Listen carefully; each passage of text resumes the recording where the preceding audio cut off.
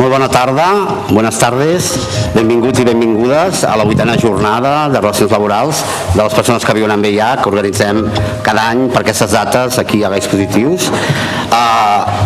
Bé, avui també és un dia una mica trist, no? Com tots sabeu, pels esdeveniments que han passat a Orlando, però això no ens impedeix seguir endavant, no? Amb la nostra lluita i el nostre treball diari. Sí que abans de començar m'agradaria que entre tots i totes féssim un minut de silenci abans de començar la jornada, sisplau.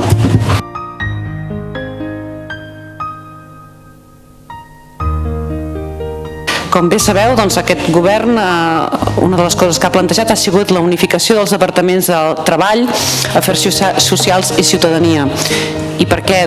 Perquè pensem que precisament l'accés al treball, la igualtat d'oportunitats a l'hora d'aconseguir un lloc de treball digne salarialment i laboralment és la clau, és el pilar de la igualtat i per tant de la justícia social. Pensem que la millor de les polítiques socials és garantir que totes les persones puguin treballar amb dignitat i per tant pensem que el treball, les relacions laborals, en aquest cas que avui abordeu per les persones que viuen amb VIH-Sida, és la clau de la igualtat de les persones. Volia felicitar perquè realment aquest és un dels pocs espais que es parla de temes d'inserció laboral de persones que viuen amb VIH-Sida.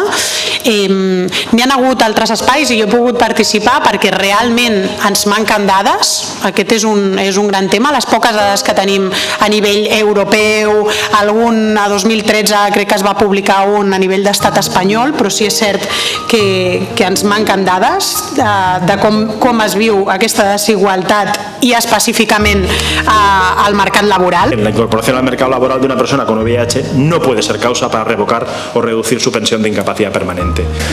Después de pensar a ver qué hacía, yo acudí a cobrar mi finiquito. La señora llevaba unas gafas de sol, la mano puesta delante, y me dijo que no quería personas sidosas en su bar. Y a raíz de ahí la gente se empezó a poner en contacto conmigo. Ahí hemos hecho una estimación más o menos, 40 personas a través de Facebook directamente, desde Venezuela, Miami, Colombia, de más sitios también.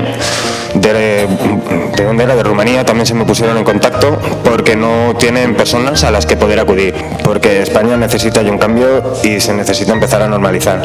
Porque yo creo que todos y todas conocemos personas que no han llegado a denunciar ningún caso de discriminación cuando lo han vivido por miedo. Y de hecho, imagina, todo lo que intentamos hacer es tocar la emoción, pero siempre desde la visibilidad, desde la piel, porque veis que siempre estamos en pelotas, y desde la luz, tiene que ser muchísima luz. Eso es lo que imagina, es hasta ahora. No sé si algún día cambiaremos el rollo.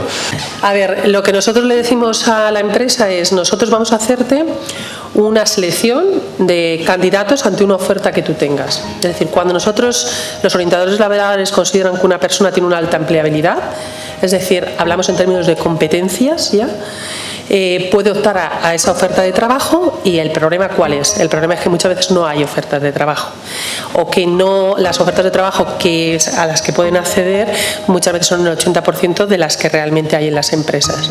La prospección, ¿en qué consiste? En contarle a la empresa que tú, como empresa y como agente social que eres, puedes hacer una labor en la que consiste que le des la oportunidad a estas personas que tienen una serie de competencias, que entren a formar parte de esos procesos de selección, no de la contratación. Si la contratas bien, y si no, ya veremos. En España, en el año 2009 tuve el placer de presentar además en estas jornadas, como decía Kim, el estudio que realizamos sobre integración laboral de las personas con VIH. En aquel entonces encontramos ya con una metodología mixta de estudios cualitativos, en el que también entrevistamos a algunos empleadores, que más de la mitad de las personas con VIH no trabajaban y que de ellas más de la mitad deseaban volver al trabajo. Y sin embargo está demostrado que trabajar tiene un impacto positivo en la calidad de vida, y así lo veíamos en este estudio que os digo de predictores, donde las personas que trabajaban puntuaban más alto tanto en la salud física como en la salud psicológica, pero también puntuaban diferente en otras importantes cuestiones, como por ejemplo, por supuesto, el tema de los problemas económicos, pero también las personas que trabajaban decían que habían tenido menos experiencia de rechazo. Sin embargo, los beneficios de la inserción laboral también están documentados y hay beneficios para los empleadores, tanto en términos de reducciones dependiendo de los casos, programas como el que Raquel nos ha presentado o incluso descenso en costes de litigios o de juicios si no tuviéramos que ver en estas circunstancias.